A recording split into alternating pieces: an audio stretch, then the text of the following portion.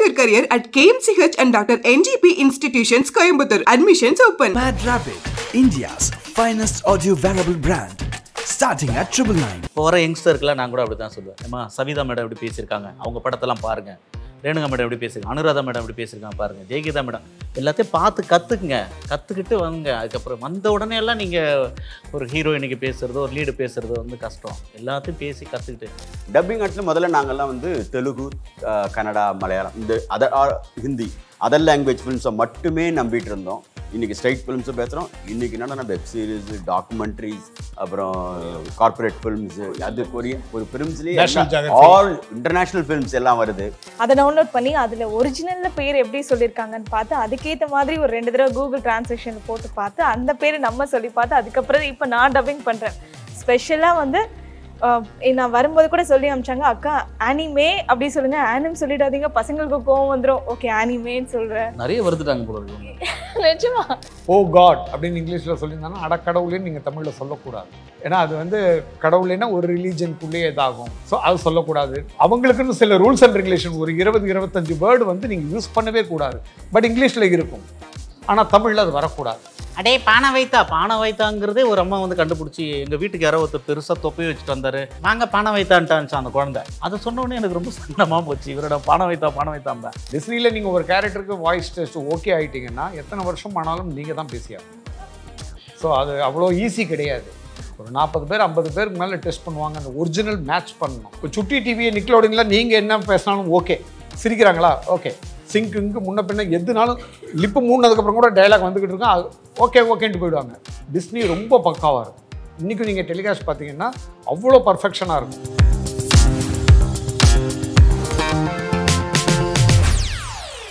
Beautiful. ஆனா இன்னைக்கு இந்த டப்பிங் அப்படிங்கிற ஒரு தனி இண்டஸ்ட்ரியை பத்தியே வந்து நிறைய விஷயங்கள் தெரிஞ்சுக்கணும், அப்க்ளோஸா தெரிஞ்சுக்கணுங்கிறது தான் இந்த டிஸ்கஷனோட ஒரு மிக முக்கியமான காரணம்னு நான் சொல்லிட்டு I'd like to throw in the first question. So ஒரு டப்பிங் ஆர்டிஸ்ட்னாலே திரைக்கு பின்னாடி தான் ஒரு பிளேபேக் சிங்கர் மாதிரி தான். அண்ட் நம்ம நாட்டில் நம்ம இண்டஸ்ட்ரியில வந்து டப்பிங் ஆர்டிஸ்டுக்கான ஒரு ரெக்கக்னிஷன் வந்து இப்போதான் வெகு சில ஆர்கனைசேஷன் ஸ்டார்ட் பண்ணியிருக்காங்களே தவிர நீங்க ஸ்டார்ட் பண்ணும்போது அதெல்லாமே எதுவுமே கிடையாதுங்கிறது தான் என்னோட ஒரு நம்பிக்கை. அண்ட் அது தாண்டி வந்து சோஷியல் மீடியா வரத்துக்கு முன்னாடி ஜென்ரேஷன்ஸ்லேருந்தே நீங்க எல்லாருமே இருந்திருக்கீங்க, மோஸ்ட் ஆஃப் யூ ஆக்சுவலி.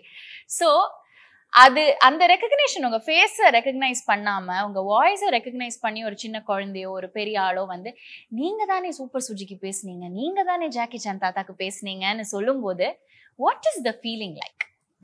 யார் வேணும்னாலும் ஸ்டார்ட் பண்ணலாம். உண்மையிலேயே அது ரொம்ப சந்தோஷமான ஒரு விஷயம்.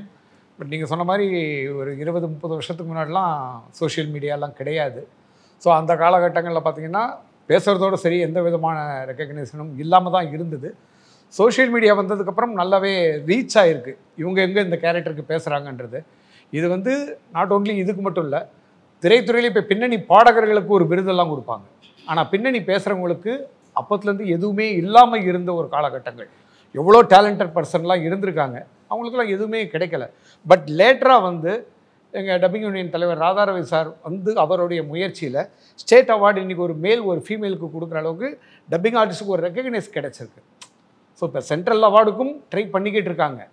ஸோ இந்த ஒரு விருது கிடைக்குது அப்படின்போது நாம் வேலை செய்கிறோம், பணம் சம்பாதிக்கிறோன்றதை தாண்டி இப்போ நீங்கள் கூப்பிட்டு ஒரு இன்டர்வியூ எடுக்கிறீங்கன்னா எவ்வளோ சந்தோஷமாக இருக்கும். ஒரு விருது வாங்குறதும் பப்ளிக்கில் நம்ம தெரியணும் அப்படின்றதும் ரொம்ப சந்தோஷமான ஒரு விஷயம். ஏன் நம்ம நீங்கள் சொல்கிற மாதிரி ரெக்கக்னிஷன் அது ஒரு கீவேர்டு தான். ஏன்னா வாய்ஸ் ஆர்டிஸ்ட்டுங்கிற இந்த ஃபீல்டே வந்து பப்ளிக் வந்து தெரியாமல் இருந்தது பல வருஷமாகவே. சொன்னாலும் அவங்களுக்கு அதை எக்ஸ்பிளைன் பண்ணணும், அப்படி தான் இருந்துச்சு. பட் ஆஃப்டர் சோஷியல் மீடியா நல்லா ஸ்ட்ராங் ஆனதுக்கப்புறமா பீப்புள் ஸ்டார்டட் எக்ஸ்ப்ளோரிங். அவங்களுக்கு பிடிச்ச விஷயங்கள் எல்லாம் வந்து எக்ஸ்ப்ளோர் பண்ண ஆரம்பித்தாங்க. அப்படி அந்த எக்ஸ்ப்ளோரிங்கோடைய ஒரு ஃபைண்ட் அவுட் தான் நினைக்கிறேன் டப்பிங் ஆர்டிஸ்ட்லாம் வெளியே தெரிய ஆரம்பிச்சது. ஸோ பப்ளிக்கோட இன்ட்ரெஸ்ட்டில் நாங்கள் இருந்திருக்கோங்கிறதே எங்களுக்கு பெருமையான விஷயம் தான். ஏன்னா அவங்களோட ஒரு ஃபேவரட் லிஸ்ட் ஒன்று இருக்கும்ல, அதை வந்து எங்கே எக்ஸ்ப்ளோர் பண்ணுறதுன்னு தெரியாத ஒரு மீடியம் இருந்தது அவங்க. அப்போ ஒரு ட்ரபிள் இருந்திருக்கு போல இருக்குது. இந்த சோஷியல் மீடியானால ஸ்ட்ராங் ஆனோடனே they started exploring every one. அப்போ தான் இவ்வளோ தூரம் வந்து ஒரு தனியாக பிக் பண்ணி தேடி இருக்காங்கன்றது எங்களுக்கு தெரிய வருது. ஸோ அப்படி இல்லைன்னா இது வந்து வேறு மாதிரி ஒரு கிளீஷியமான ஒரு ஃப்ளோவில் போயிருந்திருக்கும்.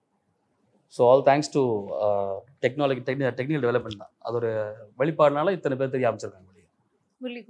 இல்லை இவங்க 2 பேரும் சொன்ன மாதிரி சோஷியல் மீடியாவில் எங்களை கூப்பிட்டு இன்டர்வியூ பண்ணுறது, அப்போ நாங்கள் பேசும்போது நீங்கள் கட் பண்ணி அந்த ஒரிஜினல் வாய்ஸ் போடும்போது தான் பார்க்குறவங்களுக்கு இவர் தான் பேசியிருக்காரா அப்படின்றது. பட் எனக்கு வந்து சீரியல் ஆக்ட் பண்ணுறேன், நான் சீரியல் ஆக்ட் பண்ணுறவர் மட்டும்தான் நினச்சேன் இவர் டப்பிங் கூட பேசியிருக்காரா அப்படின்றது. அந்த ரெண்டும் சேர்ந்து எனக்கு ரெகக்னிஷன் கொஞ்சம் கூடுதலாக கிடைக்கிது. பட் முன்னாடிலாம் எங்கள் ஆர்டிஸ்டுகளுக்குள்ளேயே இந்த கேரக்டருக்கு இவர் தான் பேசியிருப்பாரான்னு தெரியாது. ஒரு 30 இயர்ஸ் பிஃபோர் சோஷியல் மீடியாவில் இன்டர்வியூலாம் வரதுக்கு முன்னாடி அந்த படத்தில் நீங்கள் தான் பேசுனீங்களான்னா நாம தான் சொல்லணும், நான் தாங்க பேசினேன் நம்புங்க ப்ளீஸ் அப்படின்னு கெஞ்சணும். அந்த அளவு இருந்தது. இன்றைக்கி இவர் தான் பேசியிருக்காருன்னு எல்லாம். Not only dubbing artist, background மியூசிக்கில் பண்ணுறோம் இல்லை பிஜிஎம்மில், அதுலேருந்து ஸ்பெஷல் எஃபெக்ட்ஸ் பண்ணுறவங்க, திரைக்கு பின்னாடி இருக்கிற நிறைய ஃபீல்டில் இருக்கிற நிறைய பேரே சோஷியல் மீடியாவில் தான் இன்றைக்கி ரெகக்னிஷன் கிடச்சிருக்கு. சௌமியா, நீங்க வந்து 6 வயசுலேருந்தே பண்ணிட்டு இருக்கீங்க. என்னோட ஸ்கூல் ஸ்டூடெண்ட்ஸ் கூட யாரும் சொன்னா நம்ப மாட்டாங்க. இல்லை நீங்கள் பொய் சொல்கிறீங்க அப்படின்னு தான் சொல்லுவாங்க. ஆனால் இப்போது யாராவது ஏதாவது கேட்டால் இந்தாங்க நம்மள நான் யூடியூப்பில் நான் ஒரு 2-3 இன்டர்வியூ கொடுத்துருக்கேன் பாருங்க. அதெல்லாம் எல்லாமே ஃபியூச்சர் என்ஹான்ஸ்மெண்ட் தான். நான் என்னை பொறுத்த வரைக்கும் என்னென்னா, எவ்வளோ நாள் டப்பிங் பேசிகிட்டு இருந்தால் கூட உயிர் இல்லாத ஒரு கார்ட்டூன், ஒரு பொம்மைக்கு உயிர் கொடுத்து அது ஓடுற மாதிரி ஆடுற மாதிரி சிரிக்கிற மாதிரி, அது என்ன நான் கொஞ்சம் உயிர் இருக்கு அந்த கார்ட்டூனுக்கு. ஏற்கனவே இங்கிலீஷில் யாரோ ஒருத்தர் பேசி வச்சிருக்காரு, ஜாப்பனீஸ் சார் ஏதோ ஒரு கேரக்டர் ஏற்கனவே பேசி வச்சுட்டாங்க அதுக்கு. ஸோ அதுக்கு உயிர் இருக்கு. ஓகே, அந்த இல்லை இல்லை அந்த இது தானே, பொம்மை தானே. அப்போ உங்களை பொறுத்தவரை உயிர் இல்லை. ஆமாம், அப்போ நம்ம வாய்ஸ் சேர்ந்ததுக்கப்புறம் அதுக்கு உயிர் கிடைக்குது இல்லையா. இது இப்படியே இருக்கட்டும். இந்த மாதிரி புர்புரிக்கு நகரில் ஒரு மோட்டு இருக்காரு, ஒரு பத்துலு இருக்காருன்னு பசங்க நம்பிட்டாங்க. சிங்கம்னு ஒரு ஸ்டேஷனில் வேலை செய்கிறாரு, அதை நம்பிட்டாங்க. இது இப்படியே விட்டுலான்னு சொல்லிட்டு நானும் வெளியில் எதுவும் சொல்லாமல் நாங்கள் 2 பேரும் பேசுகிறது நிறைய பேருக்கு தெரியாது. அதுக்கப்புறம் இந்த மாதிரி சேனலு யூடியூப்லாம் வந்ததுக்கப்புறம் அது மாதிரி பேசி காட்டுங்கன்னு வந்து அது சொன்னதுக்கப்புறம் தான் எல்லாருக்கும் தெரிய ஆரம்பிச்சிருச்சு. இப்போ அதுதானே உண்மை. இன்னொரு விஷயம் பார்த்தீங்கன்னா, இவர் வந்து டிஎஃப்டி, அவர் வந்து ஆர்டிஸ்ட். முரளிகுமார் வந்து டிஎஃப்டி வந்து நடிக்கிறதுக்காக டிஎஃப்டி பண்ணவர். சொல்லுங்க டிஎஃப்டினா என்னன்னு சொல்லுங்க. சார் டிஎஃப்டினா எனக்கு தெரியாது, ப்ளீஸ் கொஞ்சம் சொல்லுங்க. டிஎஃப்டி ஃபுல் ஃபார்ம் நீங்க சொல்லுங்க, எனக்கு தெரியாது. டிப்ளமா இன் ஃபிலிம் டெக்னாலஜி மாதிரி டிஎஃப்டிங்க. ஓகேவா, டிஎஃப்டி கிடையாது. I am CFA, certificate in film acting. அவ்வளவுதான். ஆர்டிஸ்டா வந்தவர் ஊமை விழிகள்னு அபாவானந்த் சார் படம் பண்ணாரு. அந்த படத்தில் அவங்க ட்ரூப்போட ஜாயின் பண்ணவர் சின்ன சின்ன கேரக்டர் நடிக்கிறதுக்கு. அப்போது அதில் அருண் பாண்டியன் சாருக்கு முதல் வாய்ஸ் கொடுத்தவர். இன்றைக்கி ஒரு டப்பிங் ஆர்டிஸ்டாக கூப்பிட்டு உட்கார வச்சுருக்கீங்க, ஆனால் ஆர்டிஸ்ட். ஸோ அவருக்கு ரெக்கக்னைஸ் கொடுத்தது நடிப்பை விட அது கண்டிப்பாக உண்டு. ஆக்டர்ன்றதை அதுக்கப்புறம் எனக்கு அதிகமான ரெகக்னேஷன். அதனால தான் வீடு கட்டினேன். இப்போ கல்யாணம் ஆனதே அதனால தான். சரி, அப்ப இனிமே CFA Muralikumar sir, not DFT. Okay everyone please note. Say Muralikumar, that's it. Muralikumar. Okay okay. But tell us your dubbing journey தாண்டி your journey into the dubbing industry எப்படி ஸ்டார்ட் ஆச்சு, எங்க ஸ்டார்ட் ஆச்சு, எப்படி ஸ்டார்ட் ஆச்சு? எப்படி ஸ்டார்ட் ஆச்சுன்னா, இப்போ பார்த்தீங்கன்னா எங்கள் ஃபாதர் இந்த லைனில் இருந்தவர். ஸோ அவரை வச்சு நான் வந்தேன், என் தம்பி, இப்போ என் பையன் எல்லாருமே இந்த இண்டஸ்ட்ரியில் தான் இருக்கும். ஸோ அது ஏறக்குறைய பரம்பரை தொழில் மாதிரி வச்சுருந்தோம். அப்படி வந்து அந்த மாதிரி வந்தது தான். இப்போ என்னை பொறுத்தவரைக்கும் பார்த்தீங்கன்னா எங்கள் தாத்தா, எங்கள் அப்பா, எங்கள் அண்ணன் யாருமே ஃபிலிம் இண்டஸ்ட்ரியில் இல்லை. அதனால் வேறு வழியாக ஆக்சிடென்டலாக தான் நான் இதில் நினச்சேன். ஓகே, அது எப்படி அந்த ஆக்சிடென்ட் எப்படி? இவர் சொன்னார்ல எங்கள் அப்பா இருந்தாருனால நான் வந்தேன்னு. எங்கள் ஃபேமிலி யாருமே இல்லை, அப்போ நான் வந்தேன், அது ஆக்சிடென்ட் தான். நீங்களாவது வரணும். நான் வந்து ஆக்சுவலாக அப்பா வந்து டப்பிங் ஆர்டிஸ்ட்டு ப்ளஸ் ஒரு ரைட்டர், அவர் எம்ஏ பிரகாஷ்னு சொல்லிட்டு. ஸோ அவங்களோட அவர் படம்லாம் ஸ்டுடியோவில் ஒர்க் போயிட்டு இருக்கும்போது நாங்கள் சின்ன வயசுலேருந்து பார்க்குறோம். அதை ஸ்கூலில் லீவ் விடுற ஸ்டுடியோவில் தான் பார்ப்போம்.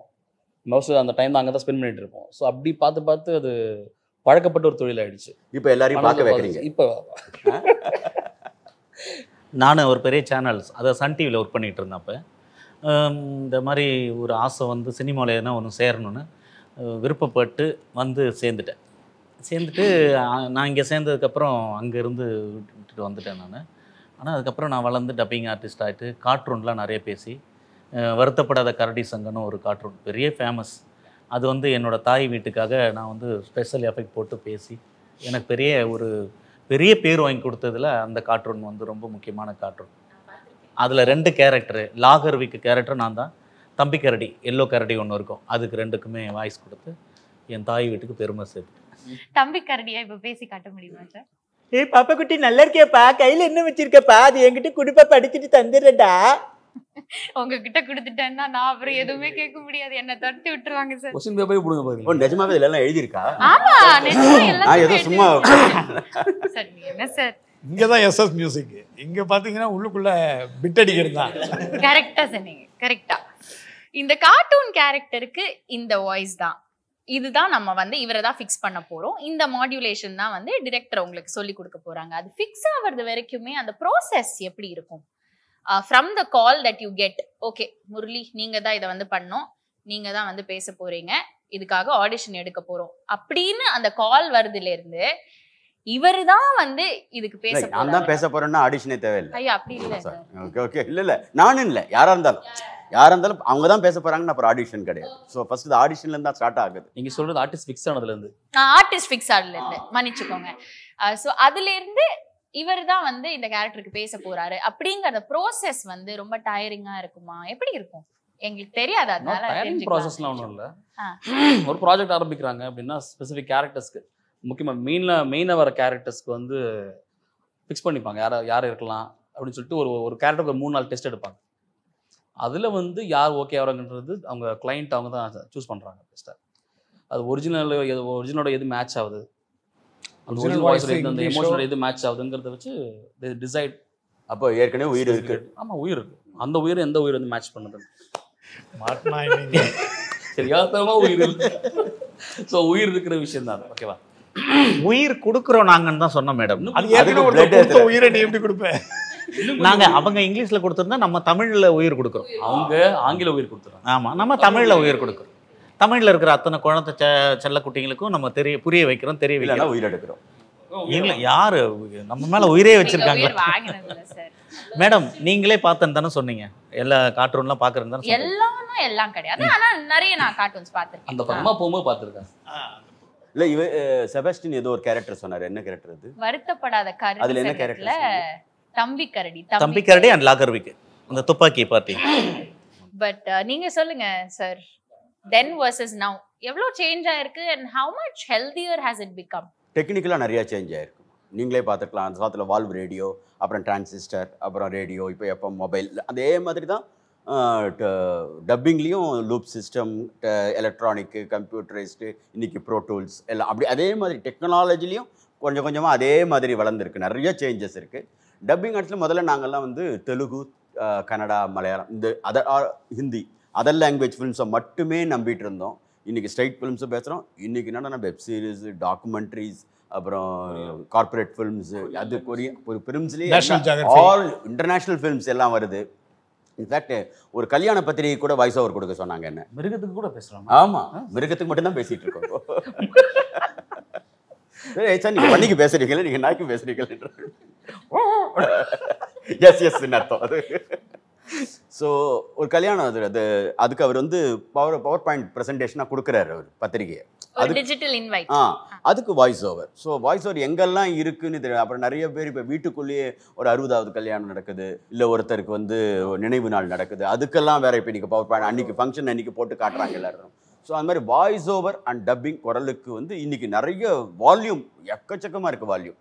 ஸோ அதுக்கு பண்ணுறவங்க இன்ஃபேக்ட் கம்மி, நிறைய காம்படிஷன் சொன்னாங்க. ஆனால் அதுக்கு பண்ணுறதுக்கு ஆட்கள் கம்மியாக தான் இருக்காங்க உண்மையில் இன்னும் கூட. ஆனால் தான் அவங்களும் ஃப்ரெஷ் வாய்ஸ் வேணும்னு கேட்டுக்கிட்டே இருக்கிறாங்க. இருக்கிறவங்க மட்டும் தான் பண்ணிகிட்டு இருக்காங்கன்னு. முரளின் எக்ஸ்பீரியன்ஸ் 2 பேரும் வந்து என்ன சொல்கிறது, ஒரு எங்களுக்கெல்லாம் ஒரு அட்மைரிங்கான ஒரு ஆர்டிஸ்ட் எல்லாம். கண்டிப்பாக ஒரு இப்போது புதுசாக வர்ற ஆர்டிஸ்ட்டுங்களுக்கு வந்து ஒரு அவங்க எதை இன்ஸ்பயர் பண்ணி உள்ளே வராங்கன்னு தெரியாது. ஆனால் நான் எங்களுக்கு வந்து எங்கள் கூடவே இருந்த ஒரு பல விதமான அட்மைரரில் இவங்க 2 பேரும் முக்கியமான ஆள். நான் ஒரு எபிசோட் 1 hourல பேசினேன்னா அங்கிள் 10 minutesல பேசி வேகம் அவங்க அவங்க அதெல்லாம் பார்க்க நம்ம ஆச்சரியமாக இருக்கும். ஏன்னா நமக்கு தெரியும் நம்ம இன்னும் எவ்வளோ விஷயம் கற்றுக்கணுன்ற ஒரு ஆர்வம் இருக்கும். தி வே தே ஹேண்டில் த ஒர்க், அதை பார்க்கும்போது ரொம்ப ஃப்ளாலெஸ்ஸாக ஈஸியாக அதை அவங்க முடிச்சுட்டு போகிறதெல்லாம் பார்க்கும்போது how the plus they are. So அவங்க டைம் நம்மளாம் பார்க்குறோம் அப்படிங்கிறதே எங்களுக்கு பெரிய விஷயம் தான். தேங்க்யூ. ஏன்னா உங்க experiences are the ones that will go into a books இல்லையா? உங்க எக்ஸ்பீரியன்சஸ் தான் எங்களுக்கு கான்டென்ட். சோ கண்டிப்பா அப்படி கிடையாது. நீங்க நிறைய பேசலாம், நீங்க பேசுறத கேட்டா நான் எடுக்க போறேன்னு நினைக்கிறேன். உங்க எக்ஸ்பீரியன்ஸ் தான் உங்களுக்கு கான்டென்ட்டா. என்ன மாதிரி ஆளுங்கெல்லாம் இந்த மாதிரி எக்ஸ்பீரியன்ஸா இருக்கிறவங்க டப்பிங் எல்லாம் பேசுறத பார்த்து கத்துக்கிட்டு தான் மேடம் எனக்கு ஒரு அனுபவம் வந்தது. ஏதோ வந்தோம் டப்பிங்கில் உட்காந்தோம் இது பண்ணேன்னா எனக்குள்ளே நானே இதை கற்றுக்கலாம்னா ஒன்றும் பண்ண முடியாது. இவங்களெல்லாம் பார்த்து கற்றுக்கிட்டேன் நான். சாய் ரவி அண்ணா இருக்கட்டும், சீனிவாசமூர்த்தி அண்ணனா இருக்கட்டும், கதிர் அண்ணனா இருக்கட்டும், அண்ணனா இருக்கட்டும், இந்த மாதிரி இவர் எப்படி பேசுகிறாரு. இப்போ வர யங்ஸ்டருக்குலாம் நான் கூட அப்படி தான் சொல்லுவேன். ஏமா சவிதா மேடம் எப்படி பேசியிருக்காங்க, அவங்க படத்தெல்லாம் பாருங்கள், ரேணுகா மேடம் எப்படி பேசுங்க, அனுராதா மேடம் எப்படி பேசியிருக்காங்க பாருங்கள், ஜெயகீதா மேடம் எல்லாத்தையும் பார்த்து கற்றுக்குங்க, கற்றுக்கிட்டு வாங்க. அதுக்கப்புறம் வந்த உடனே எல்லாம் நீங்கள் ஒரு ஹீரோயினுக்கு பேசுகிறதோ ஒரு லீடு பேசுகிறதோ வந்து கஷ்டம். எல்லாத்தையும் பேசி கற்றுக்கிட்டு இந்த மாதிரி என்ன கொடுத்தாலும் பேசுவாங்க. இப்போ சீரியலில் வெப் சீரியலில் என்ன கொடுத்தாலும் பேசுனா குழந்தையிலேருந்து கற்றுக்கிட்ட விஷயம். எக்ஸ்பீரியன்ஸ் வந்து ரொம்ப முக்கியம் மேடம். இப்போ நீங்களே ஆங்கரிங் பண்ணுறீங்கன்னா உங்களோட முன்னோடி யாராவது ஒருத்தரை பார்த்துருப்பீங்களா, இவங்கள மாதிரி நம்ம வரணும். அதேமாதிரி நியூஸ் ரீடரை இவங்கள மாதிரி நம்ம சோப்னா ரவி மேடத்தை வந்து நிறைய சொல்லுவாங்க. அப்போ அந்த மாதிரி எல்லாமே வந்து முன்னோடிகளை பார்த்து நான் கற்றுக்கணும். இப்போ வர யங்ஸ்டருக்கு நான் அதை தான் ஒன்று சொல்லுவேன். பியூட்டிஃபுல். இந்த கார்ட்டூன்ஸ் எல்லாமே நீங்க சொன்ன மாதிரி ஆல்ரெடி உயிர் இருக்கிற கார்ட்டூன்ஸ், உங்களை பொறுத்தவரை உயிர் இல்லாத கார்ட்டூன்ஸ், இங்கிலீஷ்ல உயிர் இருக்கிற கார்ட்டூன்ஸ், நம்மளுக்கு தமிழ்ல உயிர் கொடுக்க வேண்டிய கார்ட்டூன்ஸ் எல்லாமே வந்து இங்கிலீஷ்ல ஒரிஜினேட் ஆகி உயிரூட்டுறது இருக்குல்ல, அது ஏற்கனவே உயிர் இருக்குன்னு சொன்னேன். என்ன பொறுத்த வரைக்கும் உயிர் இல்லாதெல்லாம் இல்ல, அது ஏற்கனவே உயிர் இருக்கு. அப்ப யாரு உயிர் இல்லைன்னு சொன்னாங்க? சார் சாரி சார், உங்களை நான் பாயிண்ட் பண்ணிட்டேன். நீங்க தான் நான் பழி ஒரு இடம் பாவம் ஒரு இடம். கார்ட்டூன்ஸ் எல்லாமே ஃபர்ஸ்ட் இங்கிலீஷ்ல ஒரிஜினேட் ஆகி நம்ம வந்து அதை பல ரீஜனல் லாங்குவேஜஸ்ல டப் பண்ணி நம்ம அதை ரசிக்கிறோம் நம்ம நாட்டில். So English to Tamil loosely translate பண்ணும்போது நிறைய வாக்குகள் வந்து நிறைய வேர்ட்ஸ் வந்து நம்மளால யூஸ் பண்ண முடியாது. ஸோ அந்த மாதிரி ரெஸ்ட்ரிக்ஷன்ஸ், இந்த டிரான்ஸ்லேஷன்ல வர ரெஸ்ட்ரிக்ஷன்ஸ், சேலஞ்சஸ் எப்படி நீங்க வந்து டேக்கிள் பண்ணுவீங்க? எப்படின்னா இன்ஸ்டாகிராமில் வந்து உடனே நம்ம பேர் போட்டு போஸ்ட் போட்டுருவாங்க மேம். அந்த பேரை நீங்கள் தப்பாக சொல்லியிருக்கீங்க, you're unfit to the dubbing. அதுக்காகவே பார்த்து கிரன்ச்சி ரோல்னு ஒரு இது இருக்குது, அதை டவுன்லோட் பண்ணி அதில் ஒரிஜினலில் பேர் எப்படி சொல்லியிருக்காங்கன்னு பார்த்து அதுக்கேற்ற மாதிரி ஒரு 2 தடவை கூகுள் டிரான்ஸ்லேஷனில் போட்டு பார்த்து அந்த பேர் நம்ம சொல்லி பார்த்து அதுக்கப்புறம் இப்போ நான் டப்பிங் பண்ணுறேன். ஸ்பெஷலாக வந்து நான் வரும்போது கூட சொல்லி அமிச்சாங்க, அக்கா ஆனிமே அப்படி சொல்லுங்க, ஆனிம் சொல்லிடாதீங்க பசங்களுக்கு கோவம் வந்துடும். ஓகே ஆனிமேன்னு சொல்றேன். நிறைய வருதுட்டாங்க போல இருக்கு. நிஜமா Crunchyroll anime OTT platform எடுத்தீங்கன்னா டிஸ்னியில் வந்து பார்த்தீங்கன்னா இங்கிலீஷ் டு தமிழாக இருந்தாலும் ஓ காட் அப்படின்னு இங்கிலீஷில் சொல்லியிருந்தாங்கன்னா அடக்கடவுளேன்னு நீங்கள் தமிழில் சொல்லக்கூடாது. ஏன்னா அது வந்து கடவுளேன்னா ஒரு ரிலீஜனுக்குள்ளேயே இதாகும். ஸோ அது சொல்லக்கூடாது. நாய், குரங்கு, கழுதை, முட்டாள் இந்த மாதிரி சில ஒருத்தனை திட்டுற மாதிரி கேரக்டர்லாம் வரக்கூடாது. ஸோ அதெல்லாம் வரைஞ்சி வச்சிருப்பாங்க. அவங்களுக்குன்னு சில ரூல்ஸ் அண்ட் ரெகுலேஷன், ஒரு 20-25 வேர்டு வந்து நீங்கள் யூஸ் பண்ணவே கூடாது.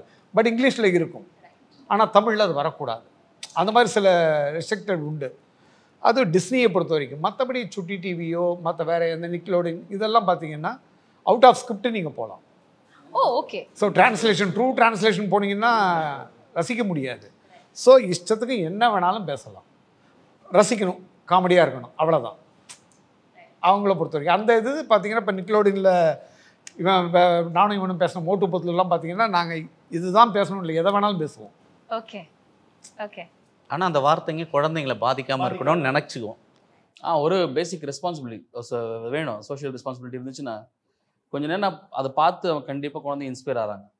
ஸோ நம்ம கேர்ஃபுல்லாக பேசும்போது ஒரு ஜென்ரேஷன் குழந்தைங்க மனசை கரெக்ட் பண்ணாத மாதிரி, ஒரு டிஸ்ரெஸ்பெக்ட்ஃபுல்லாக நடந்துக்காத மாதிரி இதான வார்த்தைகள் தான் பயன்படுத்தணுன்றது.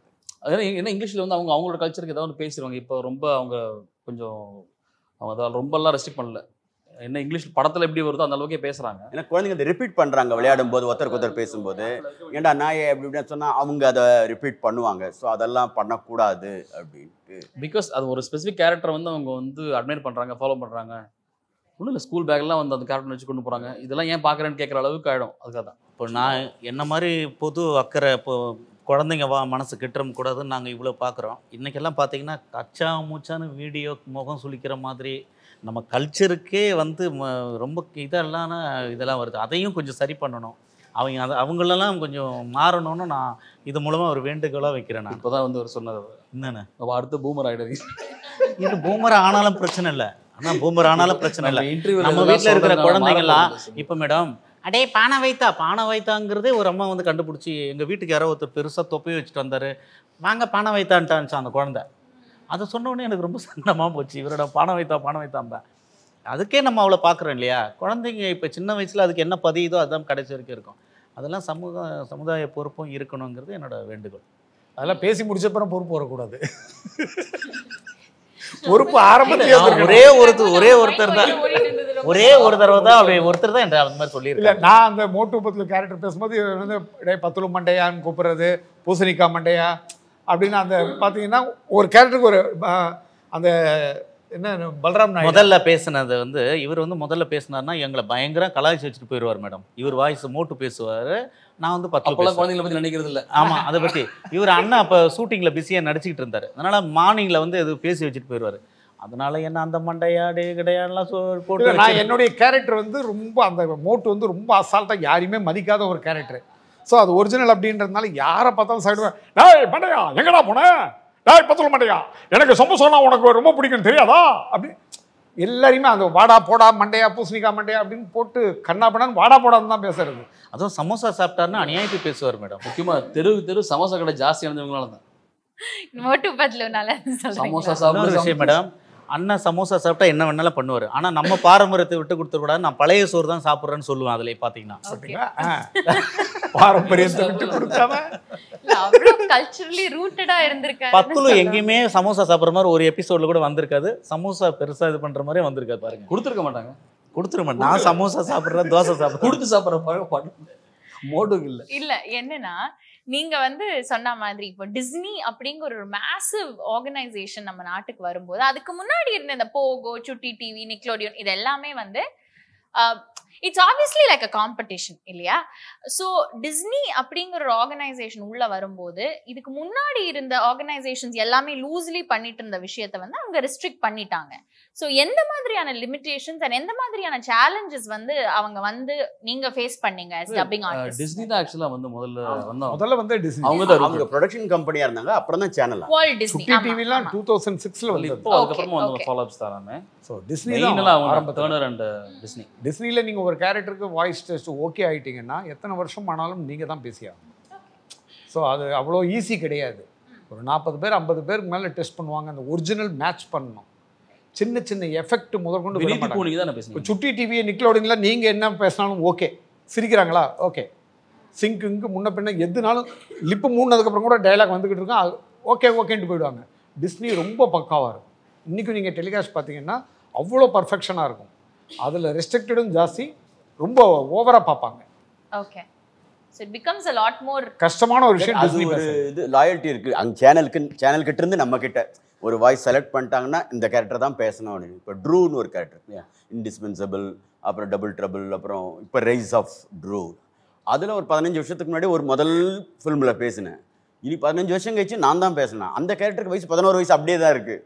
பட் நான் தான் பேசணும் அப்படின்றது மாற்ற மாட்டாங்க. டிஸ்னியை பொறுத்த வரைக்கும் வாய்ஸ் சேஞ்சே பண்ண மாட்டாங்க. நீங்கள் இல்லை அவைலபிலிட்டி இல்லை, ஊருக்கு போயிட்டீங்க இல்லை வெளியூரில் செட்டில் ஆகிட்டீங்கன்னா மட்டும்தான் அப்போ கூட வேறு வாய்ஸ் செலக்ட் பண்ணால் மறுபடியும் ஒரு 40-50 பேர் செலக்ட் பண்ணுவாங்க. டெஸ்ட் பண்ணி தான் எடுப்பாங்க. இப்போ ஒரே ஷோல வந்து 2 வாய்ஸஸ் 3 வாய்ஸஸ் பேசியிருக்கிறவங்க இங்க இருக்கீங்க இந்த கூட்டத்திலேயே. எப்படி இருக்கும் அது? எவ்வளோ கஷ்டமா இருக்கும்? இல்லை கஷ்டம் கிடையாது. அது ஆக்சுவலாக அந்த கேரக்டர் வந்து டிமாண்ட்ஸ் மோர் பர்ஃபெக்ஷன். ஒரு வெர்சடாலிட்டி தேவைப்படுது, வெரைட்டி தேவைப்படுதுன்றத நமக்குள்ள என்ன சொல்கிறது, ஒரு இன்னும் கொஞ்சம் சேலஞ்சாக தான் இருக்கும். அது கஷ்டம் கிடையாது நமக்கு. இல்லைம்மா, என்ஜாய் பண்ணி ஒர்க் பண்ண வேண்டியதான். ஒரே கேரக்டருக்கு பல வாய்ஸ் பேசுறது இல்லை. ஒரே ஷோவில் 2 கேரக்டர். 2 கேரக்டர் சொல்கிறேன்.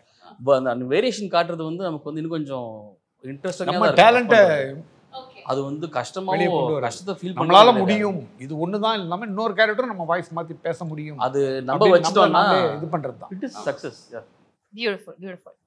இப்போ உங்கள் வாய்ஸ் தான் எல்லாமே ஆஸ் டப்பிங் ஆர்டிஸ்ட் இல்லையா? இப்போ வாய்ஸ் இருந்தால் மட்டும்தான் ஆப்பர்ச்சுனிட்டி இருந்தால் தான் தட்டில் சோறில் இருந்தால் தான் வந்து திருப்பியும் வாய்ஸ் கரெக்டாக மெயின்டைன் பண்ணிக்க முடியும். இப்படின்னு இருக்கும்போது எஸ், வாழ்க்கை ஒரு வட்டண்டா மாதிரி, தட்டு வட்டம், வாழ்க்கையே ஒரு தட்டு. ஓகே, தட்டு வட்டம் தான். அது பறக்கும் தட்டா இல்லாமல் இருந்தால் பரவாயில்ல. What kind of care do you actually have to take to preserve your voice?